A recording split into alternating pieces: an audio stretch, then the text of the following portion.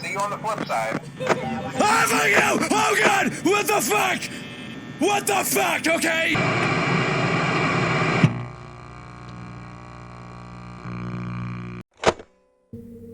This moment, with how silly it may seem nowadays, changed the course of not only the FNaF series, but indie horror as a whole. Forever. FNaF was just a simple little indie game that upon first glance wouldn't really have seemed like it had much depth beyond the spooky animatronics are coming after you while you're defenseless. But what truly gave it its longevity was the mystery behind it.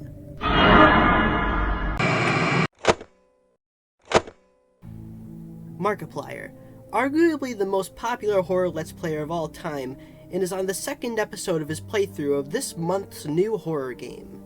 During the second video, he discovers something completely by chance. Something that most casual players would have never seen in this game. Some kind of secret character. A ghostly yellow bear. Who he and his fan collectively dubbed Golden Freddy. Now, secret characters, secret posters, rare events, the bite of 87? This game had so much mystery and it kept people asking questions and wanting more, which is in turn one of the biggest contributors to the reason why the FNaF fanbase even exists. And I'd argue the biggest contributor is this silly little ghost bear, mostly obscured by shadows with some gold peeking through, the cold, angry stare with the two very small white dots in the eyes barely giving it somewhere to look at. Just like, oh man, for such a simple recolor, Golden Freddy is way scarier than Classic Freddy. His role in this game is simple, yet intricate. On nights 1 and 3, there's a rare chance that a poster on the end of the left hall will change into a picture of Golden Freddy's stare. Upon seeing this and pulling down your camera, Golden Freddy appears in your office with the words "It's me" and other spooky, scary images flashing on the screen. To get rid of him after this, the only thing you can really do is pull up your camera, and then pulling it back down, he'll just have vanished into thin air. But if you don't pull up your camera and you just stare at him, he kills you, and not only that, but he completely crashes your game. And on top of that, he had a completely unique jump scare sound to the other characters. Then Scott chose Golden Freddy as a vessel to continue the story of the game after it's already released. If you typed 1987 into the custom night menu originally, it would do nothing. But later on, Scott did update the game, and now when you do it, this happens. And made this happen. And now obviously the second game was going to be a lot more story driven, so he wanted to use this to set up the second game. And due to the existence of this one secret animatronic, the internet decided to do what the internet does best and spread false information. Yay, I love false information. So yeah, Scott just made one of the most iconic video game Easter eggs of all time, and now he's got to follow up to it with the sequel, Five Nights at Freddy's 2.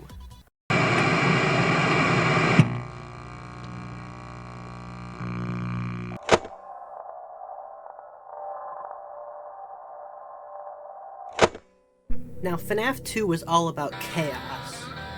There was a ton of new characters, and then all the characters from the first game returned with way scarier designs, including Golden Freddy, who honestly, I'd argue, he's a lot less scary in this game. And this version of him has been dubbed by fans Withered Golden Freddy, although fun fact, this name has actually never been canon. In Ultimate Custom Night, he's just called Golden Freddy, and on this toy, he's just called Golden Freddy. Or look at this stupid little keychain that's clearly a mixture of FNaF 1 and FNaF 2 Golden Freddy, but it's just called Golden Freddy. Or this other stupid keychain, which is the exact same situation. The fact that these two characters have the same name honestly just tells me that these are just two different designs for the exact same character. Which makes sense because Golden Freddy is a ghost. If there's a character who could just change their design on the fly, it would be Golden Freddy. Withered Golden Freddy, I don't like him as much as FNaF 1 Golden Freddy. He doesn't have that, like, angry aura. He's too bright. Like, you can see him way too clearly. FNaF 1 Golden Freddy is always obscured by shadows, and he's always super mysterious and spooky. This guy, I mean, he just looks like a crumpled old suit. He looks kind of sad, to be honest. Doesn't really fit the notion later on in the series of the vengeful spirit. Alright, back on track. Something I forgot to mention earlier is how Golden Freddy isn't even an Easter egg in FNaF 2. He's just a regular animatronic. He's even on the custom night menu. And I honestly really like this decision. Instead of rehashing the Easter egg, Scott turned the Easter egg into an actual part of the game with its own mechanics and its own purpose. And I put very light emphasis on purpose because Golden Freddy really doesn't do anything in this game. Like, yeah, he's a cool inclusion, but all the story in this game is revolving around the puppet. Golden Freddy just kind of shows up, and he doesn't really have a reason to be here. He's just kind of like, hey, what's up, bro? And honestly, I have no problem with that. I think it's funny. And you know what? This video is about spooky ghost bear appreciation, and this spooky ghost bear, while not as good as this one, he's alright. Now, there's two major things we have to touch on for this. Let's start off with the design change. So, I already went over how I thought that the design change can basically be bogged down to, he's a ghost, he can look however he wants to. But, I do think there might be a little more to this. I'm not gonna go in the name territory or like any major lore, but Golden Freddy is one of the original missing children's incident victims, and clearly is tied to the FNaF 1 and Withered animatronics. But of course, when the Withered animatronics get refurbished into the FNaF 1 animatronics, Golden Freddy, why would they repair that one? So, that basically confirms that Golden Freddy is supernatural and is completely a ghost. There's no doubt about it. Even if you didn't think that for some reason, there's like, why would this character get repaired? Like, that just doesn't make sense. So Golden Freddy appears to be taking on the form of whatever animatronics are closest to fit in line with basically all of his other counterparts. But that's just what I think. If you think anything different, please feel free to put it in the comments. So, yeah, I'm gonna try to stay kind of out of lore stuff and mainly just go over to the impact this character leaves. But, now let's talk about name. In the custom night of FNaF 2, Golden Freddy is called Golden Freddy. Now, this might not seem weird nowadays, like, at all. He's called that in the merch, he's called that everywhere, they say Golden Freddy a ton. I thought that was just the official name you say. Well, it is the official name, but it wasn't originally supposed to be. Scott has this tendency to adopt fan-given names just because they're popular, because he didn't feel the need to actually put a name for the character in the video game. But in the game files for FNaF 1, Golden Freddy is simply titled Yellow Bear, which I honestly prefer way more than Golden Freddy, because it just kind of gives a divide between these two characters. Like, this isn't just a recolor of Freddy, it's a completely different entity. It's got like a very cryptic, kind of creepy name. And I think Yellow Bear is just a lot more just like effective for like a ghost. But I do get Golden Freddy. I mean, it's a lot more straightforward, like, yep, that's a golden version of Freddy, let's call him Golden Freddy. But I don't know, I just think Yellow Bear sounds a lot better. It's like a local cryptid, you know, like the spooky ghost you see outside your house at night. You guys got that? Oh, just me? Okay. I guess you guys don't have anything like Trenchcoat Man. But now that that whole thing is over, let's move on to the next chapter of the video.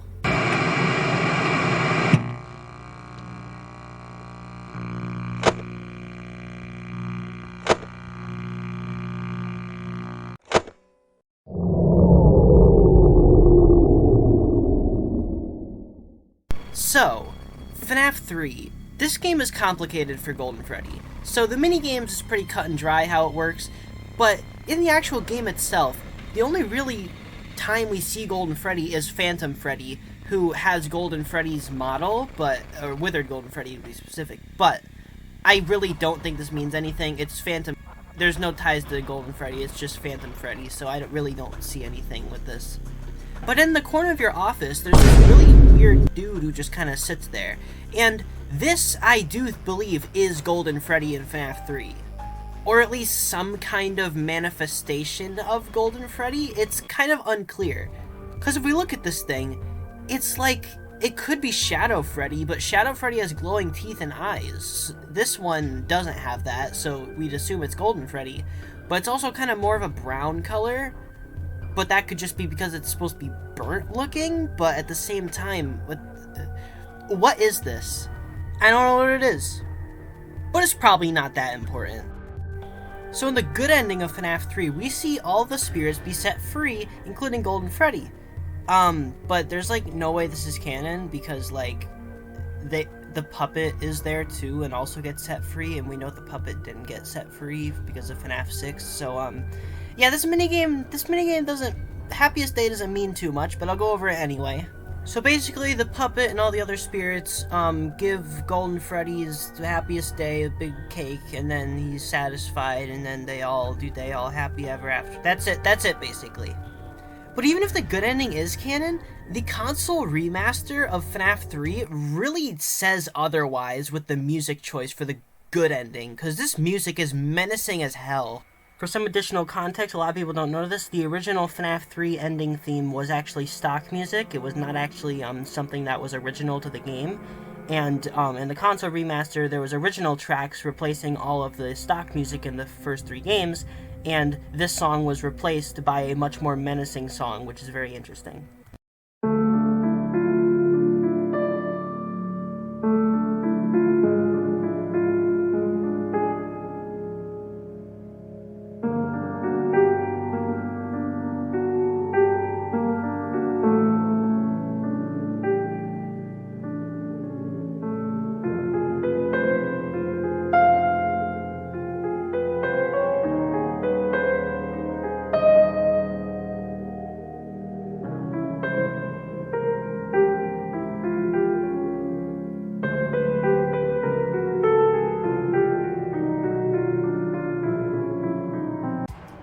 So yeah, not the friendliest sounding song out there for sure. Definitely doesn't sound like it belongs on the good ending, so I'm gonna just take this as a sign that maybe the ending wasn't so good. Considering the absence of Golden Freddy or the puppet in this ending, I'm gonna say that in the good ending of FNAF 3, which could be canon, Golden Freddy and the puppet were not set free. But we're focused on Golden Freddy. We got pretty sidetracked there. Let's go back to Golden Freddy. So I think it's about time we address the elephant in the room, which is Fredbear. So in FNAF 2, Fredbear's family diner is just kind of mentioned and it's kind of thrown away instantly. It's not really elaborated on much. All we knew back then was that it was the original location and not much else. But then in FNAF 3, we see Fredbear's in some minigames, and we see that the cast was Golden Freddy, or Fredbear, along with Spring Bonnie. However, Golden Freddy being Fredbear didn't last long, because when FNAF 4 came around, it was retconned to be a yellow bear with a purple hat and bow tie instead of a yellow bear with a black hat and bow tie, meaning that these two are 100% separate characters, even if they were originally not separate characters. So now that all that's out of the way, and we kind of touched on FNAF 4 a little bit, let's move on to the next half of the series, which is when Golden Freddy kind of took a little backseat up until Ultimate Custom Night. So let's go over the era of the series from FNAF 4 through Pizzeria Simulator. And also, at this point in the recording process, yesterday MatPat posted a video about how Golden Freddy isn't real. I'm gonna love to hear all the funny comments. You guys are gonna be so funny. You're gonna be so funny talking about MatPat going insane. I know, it's so funny. It is kind of funny though. I find that funny. I mean, seriously, how does anyone find that funny?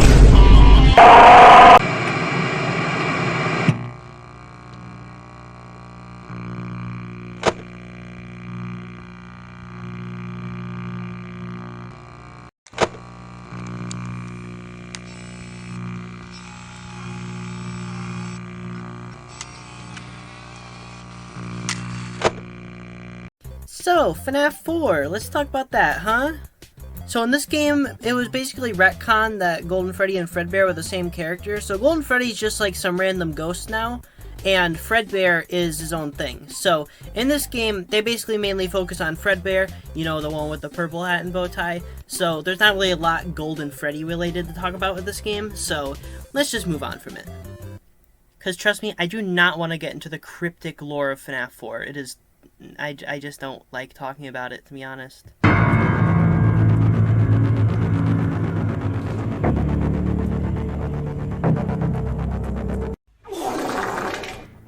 Now on to Sister Location, and this game doesn't really have anything Golden Freddy related, despite this one character, Yendo. And oh my gosh, this has got to be the weirdest character in any FNAF game. So, if my theory about Golden Freddy being a ghost and then turning to look however he wants depending on which location he's in or fitting in, then would that make Yendo Golden Freddy in the appearance of a Funtime character? Because Yendo does act exactly like Golden Freddy in the Custom Night mode, so I mean it could make sense. Yendo can also disappear into thin air in the Funtime Auditorium, which is the main place where he would show up in the game. Or at least has an Easter egg. In the Custom Night mode, he is just a normal character. But he functions almost exactly like Golden Freddy. And I think it's interesting that he's also got a yellow eyes, so you might think he's kind of correlated in a way. I don't know. He's very, very strange. I don't really have a lot to say about Yendo, nor do I think even if it is Golden Freddy, it would be very lore important, because it probably isn't, even if he is the same. I don't know. I just think it's kind of interesting to bring it up. Now, I'm going to kind of go off the beaten path here a little bit, because I want to talk about FNaF AR Golden Freddy. Because there's a lot of important stuff in Ultimate Custom Night Pizzeria Simulator, and it's going to take a while, so let's get into this first before that, because it'd be kind of awkward if I just kind of shove this in between that. So FNaF AR likes to amplify the weird aspect of Golden Freddy, which I honestly really like. And oh my gosh, he learned how to stand. Let's clap for him real quick. Wow, I'm so proud of him. Woo! Yeah, really good job there. I really like the animations and stuff on him. He's just like, they did a really good job representing the character. I get that the fact that he has eyes and he's just kind of, the model's kind of lazy, but I mean, I don't really care that much. His workshop animation is really cool, how he just kind of twitches around violently, and you can see, like, you can hear, like, little, like, squishy noises, like there's something inside of his suit. It's very strange.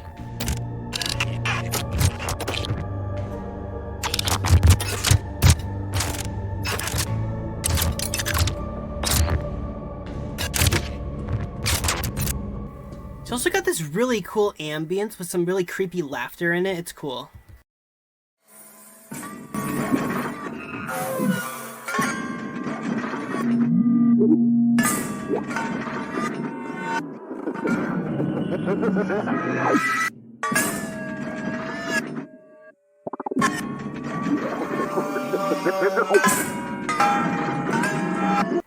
So yeah, that's basically it for FNaF AR. I just thought I'd mention it because usually people probably get mad if I didn't. So yeah, FNaF AR Golden Freddy, he's pretty cool.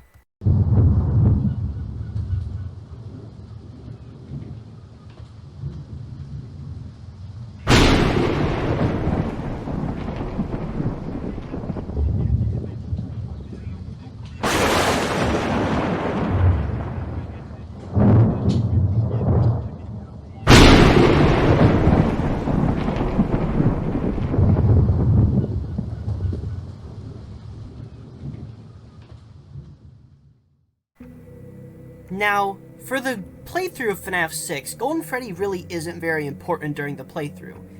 But afterwards, he becomes extremely important.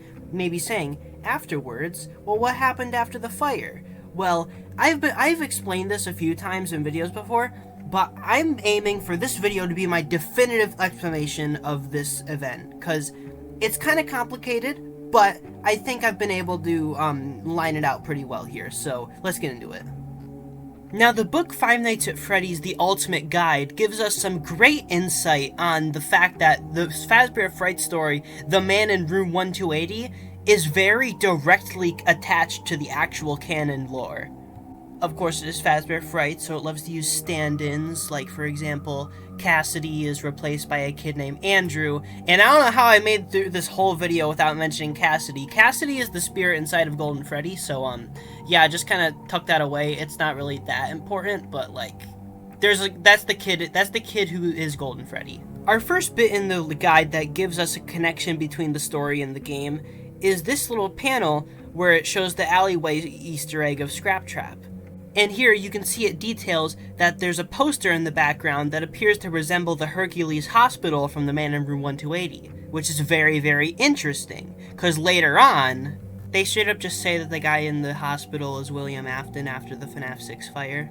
So, yeah, that makes it really easy. So the direct connection between the story and the game universe obviously means that something similar to the events of this story did happen within the game lore. So I think it's pretty easy to swap out Andrew, the vengeful spirit in the story, with Cassidy, the vengeful spirit in the games. And then we can tie the brutal nightmares the man is having in the story to Ultimate Custom Night, which would explain why William Afton isn't dead in Security Breach, because he didn't actually die. He was just set in a coma where he was forced to relive nightmares of his past. And due to the final cutscene in Ultimate Custom Night, we know that the big mastermind behind it all was Golden Freddy. I'll play the cutscene here.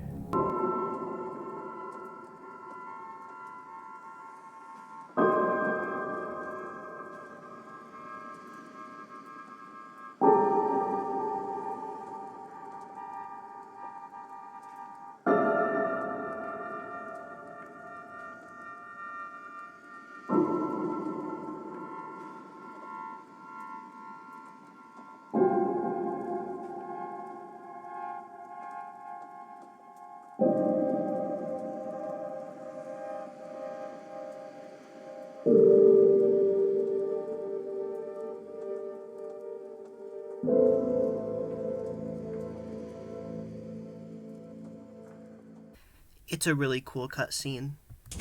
So now that all that's out of the way, let's get into how, like, this concept is just like, this ghost is so mad at the person who killed them that they are literally refusing to let them die because they don't think that's good enough for them. And Golden Freddy literally wants to just torture Afton and keep him alive just to torture him, which is really brutal, but also kind of cool. Like, I just like that concept. If you're gonna keep Afton alive, I think that's a really cool reason to make him not die in the FNaF 6 fire. I honestly, I think it's just way cooler than him just surviving like he did in FNaF 3. I think giving an actual, like, lore reason that he survived is kind of awesome, especially if it's that. So I do honestly like that plot point. I don't mind it at all. I know a lot of people wish he just died, but I do honestly like that. I think it's kind of cool. And also how it just kind of flips the concept of Ultimate Custom Night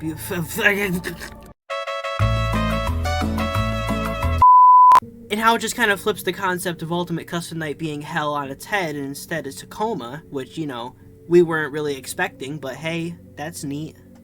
And I believe that the final cutscene that we see in the Ultimate Custom Night is Afton escaping into the circuit boards as Glitch Trap from the perspective of Golden Freddy. Because for those who didn't know, at the end of the Man in Room 1280, Afton is rolled to this Fazbear Entertainment, like, storage center, where from all the, like, I guess, like, remnant around the place, I guess he just kind of collapses, and this lets his spirit freed from Cassidy, where he then goes into some circuit boards, which then leads to Glitch Trap.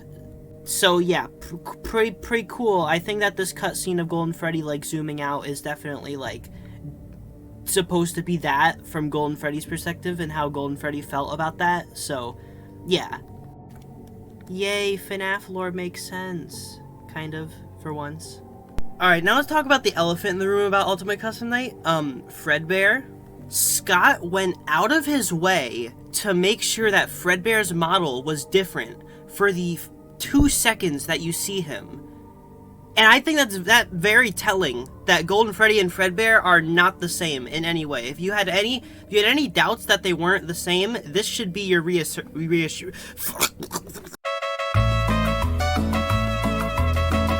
This should be your reassurance.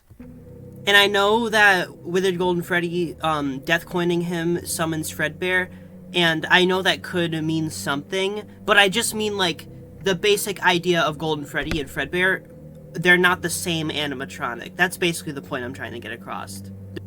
Fredbear has the following. He's got smaller cheeks, he's got thinner eyebrows, he's got smaller ears, he's got a smaller hat, he's got a slightly wider torso, and he's got a slightly bigger snout. So, Scott clearly did want to make it sure that these two characters were distinctly different. All those details I just listed, and the fact that his hat and bow tie are purple. So now I think it's about time that we move on to the next game in the timeline, Help Wanted, which we already kind of brushed on with Glitch Trap lore, but, you know, Help Wanted now.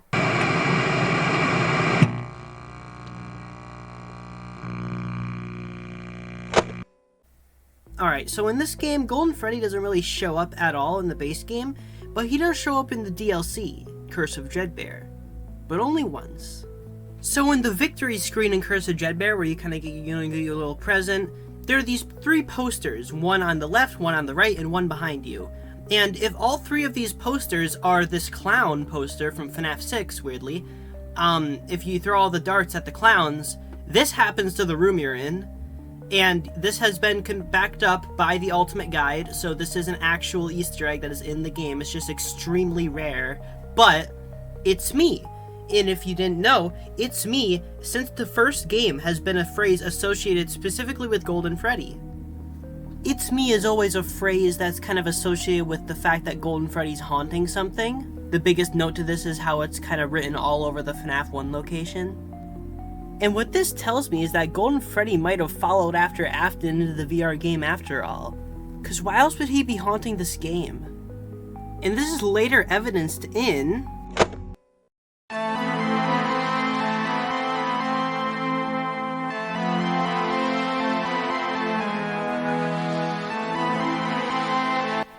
So I feel like this is pretty common knowledge at this point, but in the original version of Security Breach, they later patched this out because it's a huge lore hint that they probably didn't want to give out so directly. But in the game files of Princess Quest and Security Breach, the golden princess girl is actually named Cassidy, which, you know, I told you to keep that in the back of your head earlier. Well, there it is, Cassidy, boom, Princess Quest Cassidy, woo!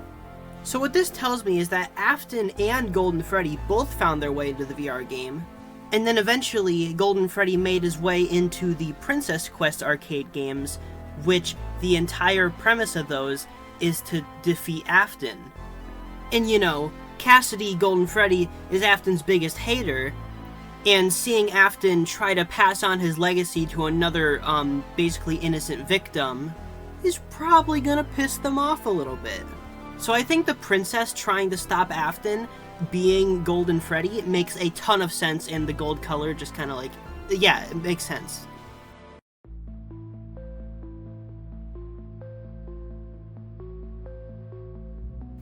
Another very interesting thing is how the music for Princess Quest is actually the same music that was in Freddy in Space 2. And if you didn't know, in Freddy in Space 2, Golden Freddy is weirdly the only character who doesn't change their design at all to fit in with the game. It's literally just Golden Freddy. But yeah, here's the theme right here.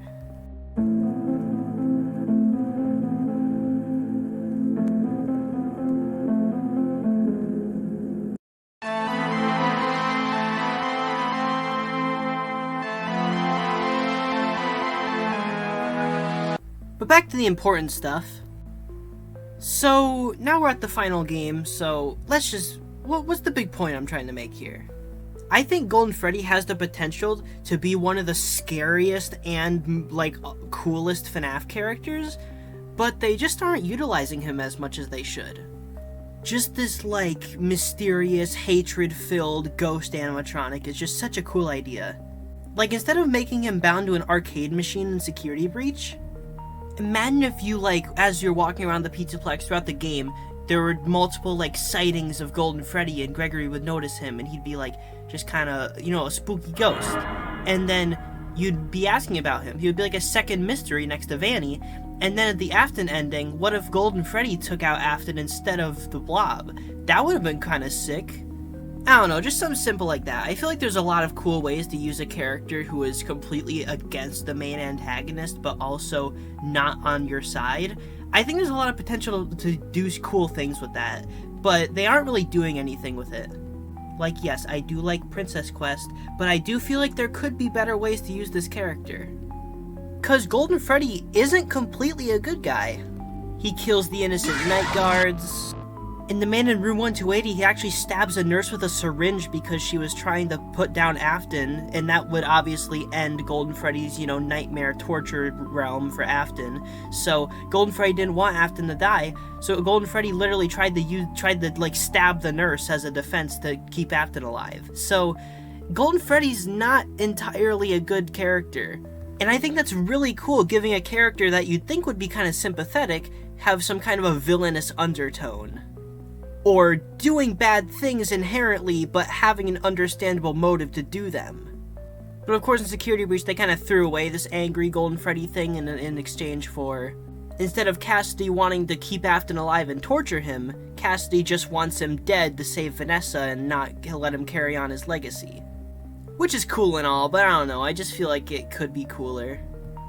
So, just in conclusion to all this, Golden Freddy's a really cool character who just often gets overlooked in comparison to a lot of other important FNaF characters. Which I think is a shame because he's a lot more than a recolor, and a lot of people don't really realize that. Do I think we've seen the last of Golden Freddy in FNaF? No, not at all. And I honestly think that Ruin seems like a really good chance to incorporate some paranormal activity, just saying. Abandoned buildings just be spooky like that. So I'd like to leave this video off pretty open-ended, because there's a lot of ways to interpret this stuff, and if your interpretation was different than mine, that's perfectly fine. But I'm just gonna hope that whatever they do next with this character is something substantial. So yeah, thank you for watching the whole video, I really appreciate it. If you liked it, make sure you like it, and then if you subscribe maybe, and also share it or something, I don't know. Yeah, anyway, see you guys in the next video, goodbye.